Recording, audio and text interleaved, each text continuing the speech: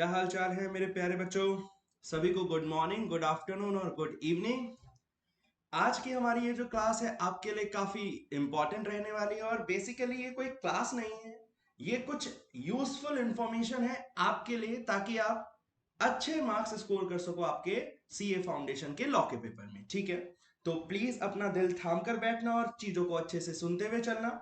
ये कुछ मैं आपको अभी पढ़ाऊंगा नहीं, लेकिन मैं कुछ आपके साथ ऐसी चीजें शेयर करूंगा, आपके साथ आपको कुछ ऐसी बातें बताऊंगा जो डेफिनेटली आपको पेपर्स में एग्जाम्सन 70 प्लस 75 प्लस मार्क्स स्कोर करने में हेल्प करेगा। ठीक है बच्चों, हम कौन से पेपर की बात करने वाले हैं बच्चों? हमारी बात आज चलेगी सिर्फ और सिर्फ एक सब्जेक्ट की, जो कि है लॉ। लेकिन क्योंकि लॉ के साथ और कौन चिपका हुआ आ रहा होता है, हमारा बीसीआर, जो कि ओवरऑल कितने नंबर का पेपर बना रहा होता है, हमारे 100 नंबर का। तो हम दोनों चीजों की बातें करेंगे। ठीक है, लॉ की कितनी वेटेज रहती है बच्चों? सबको पता होगा 60 नंबर। और बीसीआर की कितनी वेटेज रहती है बच्चों? 40 नंबर। ठीक है सर, ओके। तो बच्चों मैं वन बाय वन बात करूंगा, मैं आपको कुछ आंसर शीट्स भी दिखाऊंगा जिससे आपको एक बढ़िया वाला आइडिया लग जाएगा। लेकिन उससे पहले जो मेरे को बातें बतानी है मैं आपको वो बताऊंगा। बच्चों देखो, 60 नंबर की लॉ जिसे आप बहुत अच्छे से पेपर में पढ़कर जाते हो, बहुत टाइम डिवोट करते हो, सारे contract act, companies act, LLP act, partnership act, sales of goods act अच्छे से पढ़ते हो। बीसीआर में आप थोड़ी सी कम मेहनत करते हो, थोड़ी प्रैक्टिस कम करते हो और पेपर में देकर चले जाते हो। तो मेरा जो सबसे पहला टिप रहेगा आप लोगों के लिए, वो सबसे इंपॉर्टेंट चीज ये कि बीसीआर के जितने भी टॉपिक्स हैं, चाहे वो ईमेल राइटिंग है, चाहे वो मेल राइटिंग है, चाहे वो रिज्यूमे राइटिंग है, चाहे वो रिपोर्ट राइटिंग है, चाहे वो नोट मेकिंग है, चाहे वो प्रिसाइज राइटिंग है, कम से कम ये सारे जो राइटिंग स्किल्स वाले टॉपिक हैं, जितने भी राइटिंग स्किल्स वाले टॉपिक है भाई, हर टॉपिक में आपने कम से कम 2 से 3 फुल फ्लैश का मतलब आपने खुद को 6 से 7 मिनट का टाइम दिया हो, उसके अंदर आपने कम से कम 2 से 3 क्वेश्चन प्रैक्टिस करे होने चाहिए। तब जाकर आप पेपर में उसे विद इन टाइम आप कंप्लीट कर पाओगे। नोट मेकिंग हो गया, या रिपोर्ट राइटिंग हो गया, या फिर प्रिसाइज राइटिंग हो गया, रिज्यूमे राइटिंग हो गया, इसमें बच्चों को आता बहुत है, लेकिन होता क्या है पता है? आप टाइम मैनेज नहीं कर पाते। आप 5 नंबर के क्वेश्चन को, 4 नंबर के क्वेश्चन को कभी कभी 14 14 15 15 मिनट लगा देते हो, क्योंकि वो आपको लगता है सोच कर लिखने वाला टॉपिक लगता है। बहुत सोचने लग जाते हो, जब आप सोचने लग जाते हो तो बहुत ज्यादा टाइम आपको उसमें मार्क्स मिल जाते होंगे, लेकिन उसमें टाइम बहुत ज्यादा लगता है। इसलिए आपको हर टॉपिक के मिनिमम 2 से 3 पेपर से 3 4 दिन पहले आपको लिख कर प्रैक्टिस करने हैं, तो पेपर में आप अच्छे से उसको हैंडल कर पाओगे। ठीक है, हर राइटिंग स्किल्स वाले टॉपिक को आपको ये वाला काम करना पड़ेगा। ठीक है, अब बात करते हैं बच्चों, ये तो मैंने आपको बताया कि ये पेपर से पहले आपको प्रैक्टिस करके ही जाना है, वरना पेपर में आप टाइम वेस्ट कर जाओगे। और time is the most important thing her paper में, सीए के किसी भी पेपर में टाइम मैनेजमेंट से इंपॉर्टेंट बड़ी कोई चीज नहीं होती। तो टाइम मैनेजमेंट कैसे करना है बच्चों, मैं आपको 2 कॉपियां दिखाऊंगा। एक एक बच्चे ने पहले शुरुआत में बीसीआर शुरू करी है, उसके भी अच्छे मार्क्स आए हैं, और एक बच्चे ने पहले शुरुआत में लॉ शुरुआत करी है, तो उसके भी अच्छे मार्क्स आए हैं। तो ये तो भूल जाओ कि लॉ शुरू करें या पहले बीसीआर शुरू करें, भाई कुछ भी शुरू करो, अगर आपने अच्छे से पढ़ा हुआ है तो मार्क्स अच्छे आने वाले हैं।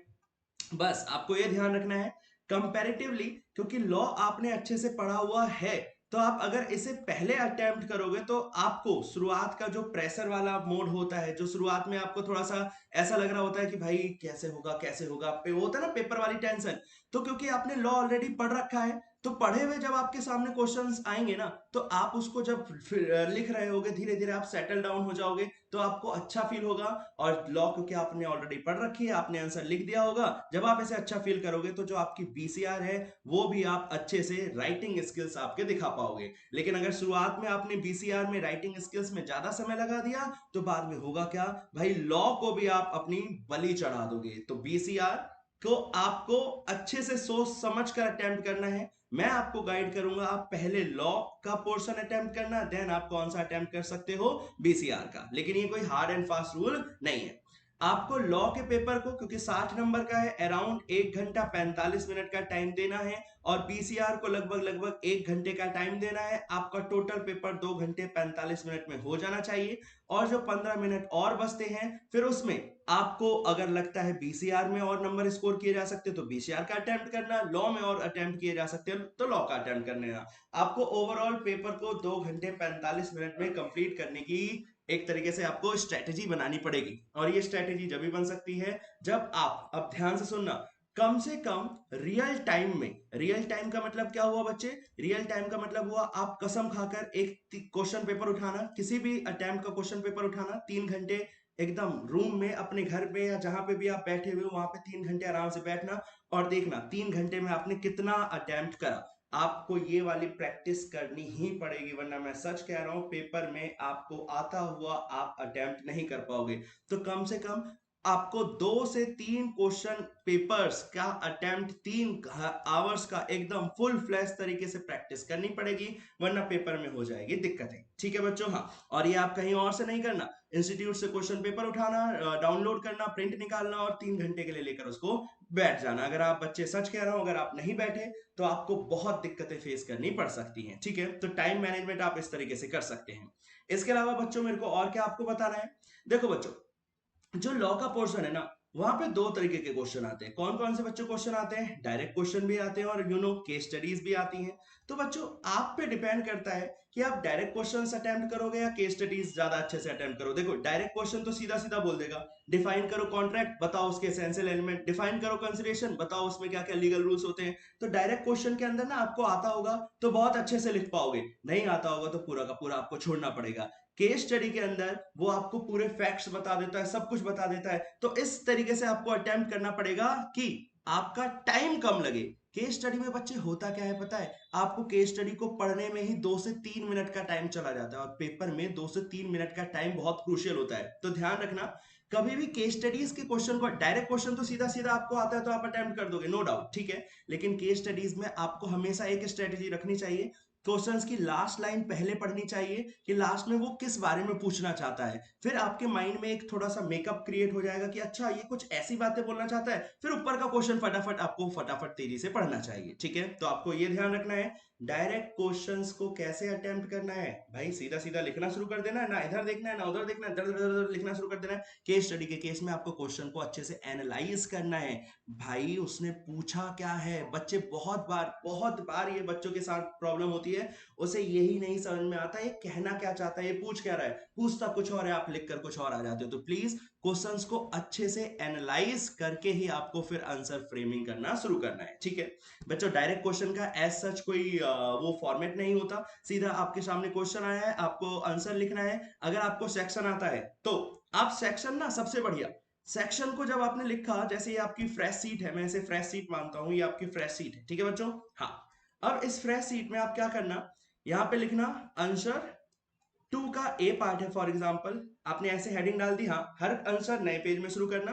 फिर यहां पे लिखना कि ये है सेक्शन 15, किसका है ये सेक्शन 15, इंडियन कॉन्ट्रैक्ट एक्ट का। ठीक है, इंडियन कॉन्ट्रैक्ट एक्ट का सेक्शन आपको पता है, आपने शुरुआत में लिख दिया बड़ा बढ़िया, बड़ा बड़ा इंडियन कॉन्ट्रैक्ट एक्ट 1872। फिर यहां से लिखना शुरू करना, according to the Indian contract act it section 15 refers to this this this this, इस तरीके से आप पूरी लाइनों को रेफर कर सकते हो। ठीक है, ये जब जब आपको सेक्शन अच्छे से आता है। अगर आपको सेक्शन अच्छे से नहीं आता तो इस वाली लाइन को गायब कर देना, आप सीधा लिखना शुरू कर देना according to the provisions of the Indian contract act, या फिर एज पर इंडियन कॉन्ट्रैक्ट एक्ट, या फिर आपको जो भी it is stated in the Indian contract act, आपको जो लाइन सही लगे आप उसे आराम से फ्रेम कर सकते हो। ठीक है, ये वाली बात बोथ डायरेक्ट क्वेश्चन के लिए भी अप्लाई होती है बच्चों, साथ के साथ ये वाली बात इनडायरेक्ट क्वेश्चंस के लिए भी अप्लाई एज इट इज हो रही होती है। ठीक है, डायरेक्ट क्वेश्चन में कोई फॉर्मेट ज्यादा कुछ ध्यान नहीं रखना, लेकिन बच्चे इनडायरेक्ट क्वेश्चन में आपको ध्यान रखना पड़ेगा, आपके आंसर्स कम से कम 3 पैराग्राफ में बटे होने चाहिए। सबसे पहले बच्चों आपको क्या कोट करना चाहिए, प्रोविजंस कोट करने चाहिए जो भी रेलिवेंट है। आप पता है क्या करोगे, आप ना पेपर में एक गलती करोगे जो मैं आपको रिक्वेस्ट करूंगा आप करने से बचना। जो क्वेश्चन अच्छे से आता है ना, हम उस क्वेश्चन में बह जाते हैं, हमारे को उसमें जितना टाइम लगाना चाहिए ना, हम उसमें उससे ज्यादा टाइम लगाने जाते हैं, लगने लग जाता है ऑटोमेटिकली, क्योंकि वो आपको अच्छे से आता है ना, तो आप सोचते हो ये भी लिख दूं वो भी लिख दूं, ये भी कर दूं वो भी कर दूं ना। भाई उसकी वेटेज देख लो, 3 नंबर का क्वेश्चन है, 4 नंबर का क्वेश्चन है, 5 नंबर का क्वेश्चन है, उसी हिसाब से उसमें कंटेंट आपको लिखना पड़ेगा, वरना पेपर में दिक्कतें हो सकती हैं। ठीक है, तो आपको सबसे पहले प्रोविजंस लिखने पड़ेंगे और रेलिवेंट प्रोविजंस लिखने पड़ेंगे। अगर प्रोविजंस ज्यादा बड़े हैं तो आप प्रोविजंस को भी 2 से 3 पैराग्राफ में बांट सकते हो।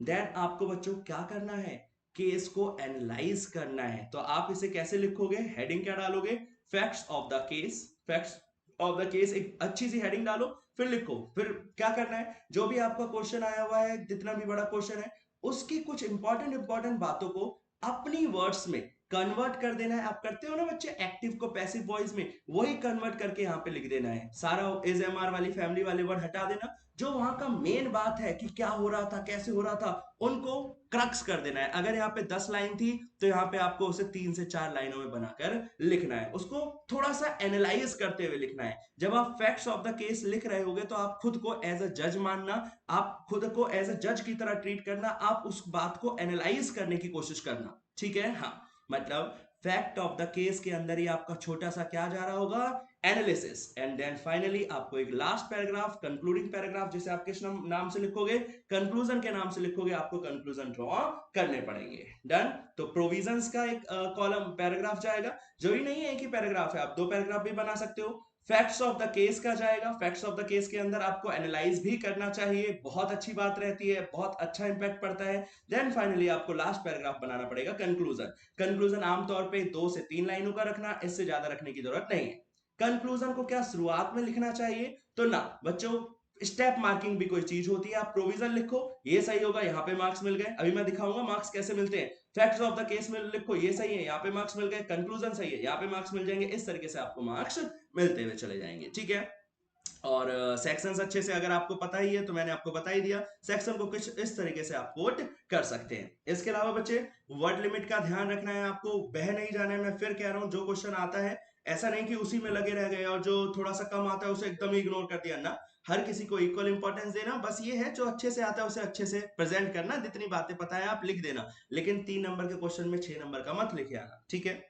बच्चों बीसीआर के पेपर में खास करके अगर कहीं डायग्राम बन सकता है तो डायग्राम जरूर बना देना। जैसे वो कम्युनिकेशन वाले टॉपिक में वो स्टार नेटवर्क, फलाना नेटवर्क, ढमकाना नेटवर्क में डायग्राम बन सकते हैं, तो प्लीज वहां पे आप डायग्राम बनाकर आना, बहुत इंपॉर्टेंट चीज होती है। हाँ, और इसके अलावा बच्चों एक छोटी सी बात और जो आपको करनी ही चाहिए, आप जितनी भी बातें लिख रहे हो, जितने भी आपने लाइनें लिखी, अगर उस लाइन में कोई एक पर्टिकुलर लाइन बहुत इंपॉर्टेंट है तो या तो उसे बॉक्स में डाल दो या तो उसे अंडरलाइन करो। अभी मैं आपको 2 कॉपी दिखाऊंगा बच्चों, दोनों कॉपियों में काम हो रखा है। सेक्शंस को बॉक्स में डाला गया है, इंपॉर्टेंट बातों को अंडरलाइन किया गया है, इससे उनके मार्क्स देखो। आओ मैं आपको शीट दिखाई देता हूं, वेट किस बात का करना। देखिए ये बच्चे एक आंसर सीट है जिसमें बच्चे के एग्जाम्शन आई है, 60+ मार्क्स आए हैं, और एक और इसके नीचे आंसर सीट लगी हुई है, वहां पे भी एग्जाम्शन आए हैं, वहां 80+ मार्क्स आए हैं।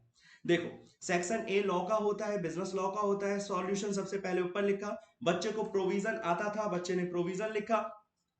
By virtue of section 43 of the Indian contract act 1872 the provisions. देखो, इसने सेक्शन, इसको पता था तो इसने क्या सेक्शन को अंडरलाइन करा है, तो आंसर इज यस, अंडरलाइन करा है। क्या इसने प्रोविजंस का पैराग्राफ बनाया है, यस, प्रोविजंस का पैराग्राफ बनाया है। अब देखो, इसे जरूरत पड़ी कि प्रोविजन के पैराग्राफ को मैं थोड़ा बड़ा कर दूं, तो क्या बड़ा भी किया जा सकता है। हाँ, 3 पैराग्राफ में इसने आंसर को डिवाइड कर दिया बहुत बढ़िया तरीके से। जो इंपॉर्टेंट बात लग रही थी, क्या देखो उसे अंडरलाइन कर रखा है, तो आंसर इज हाँ, अंडरलाइन कर रखा है। अब जो मैं आपको बता रहा था, कंक्लूजन आपने पहले ना लिखकर प्रोविजन पहले लिखकर फायदा क्या हुआ, देखो टिक लगे हुए हैं यहाँ पे, क्या इसके मार्क्स मिल रहे होंगे टिक लगने के। हाँ, स्टेप मार्किंग इसी को तो कहते हैं, जितना आपने ठीक लिखा उसके मार्क्स मिल गए। फिर फैक्ट्स ऑफ द केस को बच्चों देखो, 4 से 5 लाइनों के अंदर ही आपको इसे मैक्सिमम डिस्क्राइब करना है। जो इंपॉर्टेंट बातें होती हैं उसको आपको अपनी लैंग्वेज में लिख देना होता है। डन। थोड़ा बहुत एनालाइज करना होता है, देन फाइनली आपको उसका कंक्लूजन बताना है कि क्या होना था, क्या नहीं होना था। कंक्लूजन अगर देखो,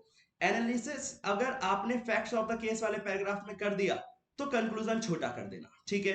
लेकिन अगर आपने यहां पे एनालिसिस कम किया है तो कंक्लूजन वाले पैराग्राफ को अकॉर्डिंगली थोड़ा सा बढ़ा देना। कुछ हार्ड एंड फास्ट नहीं है बच्चों, आपको अपने हिसाब से सोचना है ज्यादा बढ़िया क्या रहेगा, एग्जामिनर किससे ज्यादा खुश होने वाला है, ठीक है।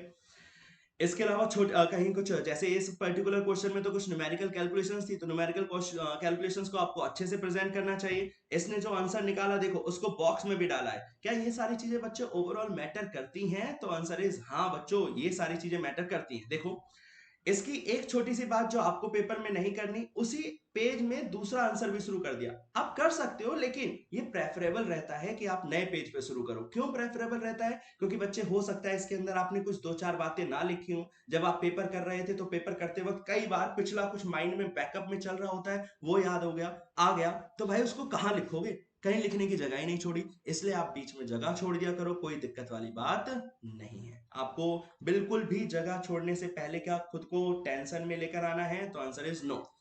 क्या प्रोविजंस को अंडरलाइन किया गया है? क्या सेक्शंस को कोट किया गया है? हाँ बच्चों, मैं आपको कॉन्ट्रैक्ट एक्ट के अंदर और कंपनीज एक्ट के अंदर मैं आपको रिक्वेस्ट करूंगा कि कम से कम कॉन्ट्रैक्ट एक्ट के सारे सेक्शंस सारे मतलब इंपॉर्टेंट हैं, इसके अलावा कंपनीज एक्ट के सारे सेक्शन आपको याद होने चाहिए, बहुत इंपॉर्टेंट है, पेपर में इनके बहुत क्वेश्चंस आते हैं, तो आपको याद होने भी चाहिए। ठीक है, जितने भी इंपॉर्टेंट वर्ड है अगेन क्या अंडरलाइन कर रखे हैं? यस बच्चों, ये सारी चीजें क्या कर रखी है? अंडरलाइन कर रखी है। Facts of the case, analysis, पूरा प्रॉपर तरीके से सारे आंसर प्रेजेंट है। देखो बच्चे, एक बीच में पेज खाली भी छोड़ा हुआ है, तो क्या वहां पे क्या नेगेटिव मार्किंग हो रखी है क्या? ना बच्चे, आपको अगर कोई आंसर लगता है या कोई पेज लगता है कि भाई यहाँ पे जगह छोड़नी है, कुछ करना है, तो आप जगह छोड़ सकते हो, कोई दिक्कत वाली बात नहीं है। आपको इससे बिल्कुल भी दिक्कत नहीं है कि बीच में जगह है।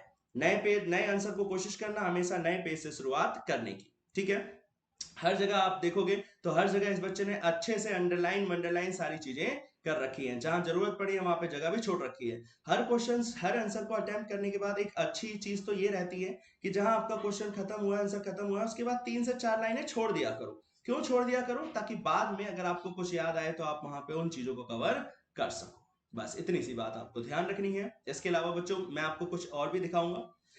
क्या दिखाऊंगा? मैं आपको एक और बच्चे की मार्कशीट दिखाऊंगा, उसने भी कुछ इसी तरीके की चीजों को फॉलो कर रखा है, चीजों को अंडरलाइन करा है, चीजों को बॉक्स में डाला है और सेक्शंस को अच्छे से कोड करा है। जितने अच्छे आप सेक्शन कोड करोगे भाई, मार्क्स मिलने के चांसेस उतने ज्यादा हो जाएंगे। ये इंग्लिश, ये बीसीआर वाला पोर्शन है बच्चों, एकदम सीधे तरीके से लिख देना है, ज्यादा कुछ दिमाग में चलाने नहीं है। जो टॉपिक आया है रिपोर्ट राइटिंग का, नोट मेकिंग का, कुछ भी जो टॉपिक आया उसके बारे में जो जो पता है, जैसे भी जो आपका दिमाग चला वो लिख देना।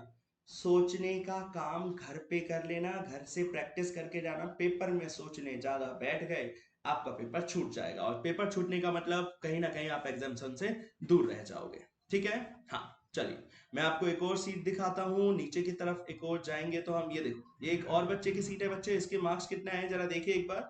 86 मार्क्स है।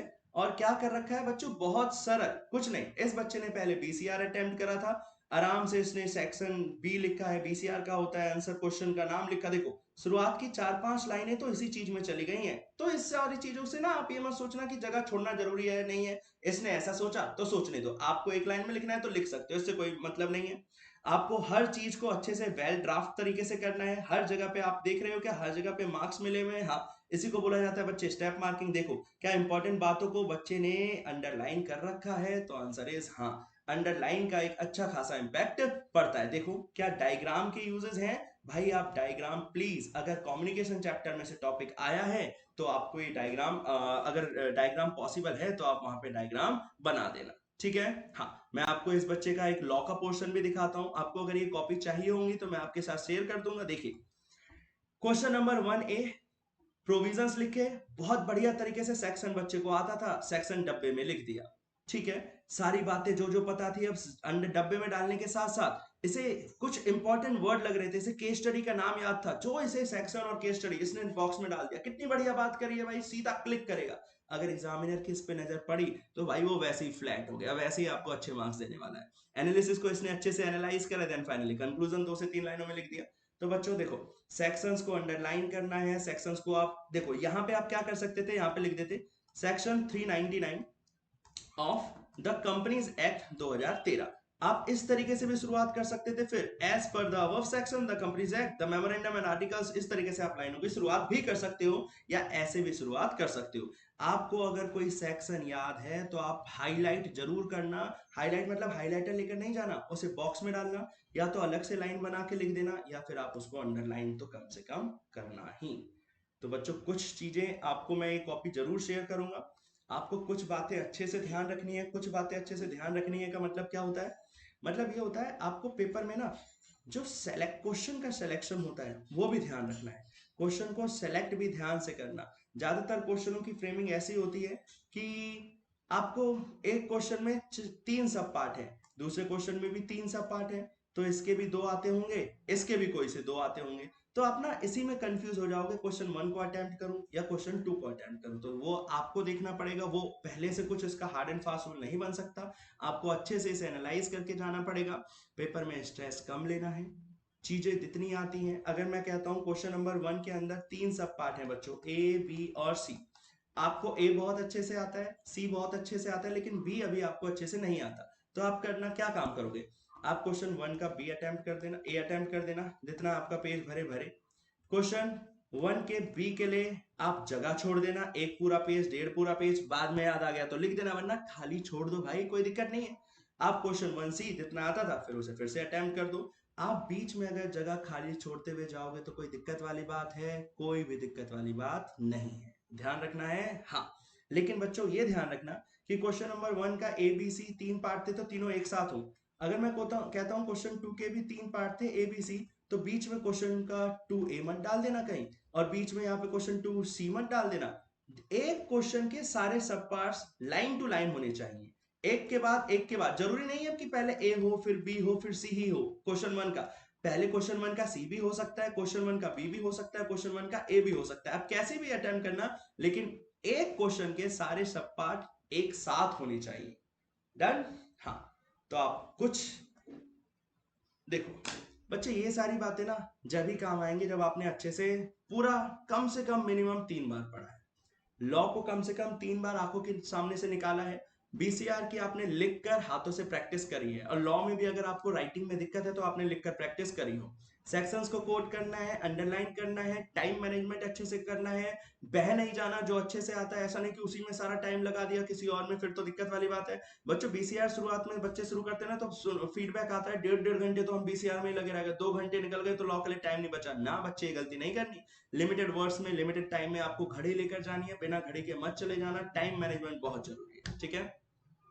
ये सीट्स मैं आपके साथ शेयर करूंगा, इसके अलावा आपके भी कोई डाउट्स हो तो मेरे से क्लियर करना, और मैं आपको थोड़े बहुत टिप्स और बताता हुआ चलूंगा। अभी के लिए tata bye bye, take care.